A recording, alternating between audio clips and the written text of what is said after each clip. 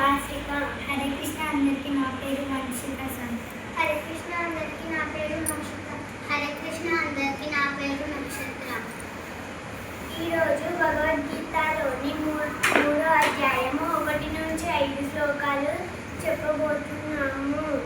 శ్రీమద్ భగవద్గీత అధ్యాయ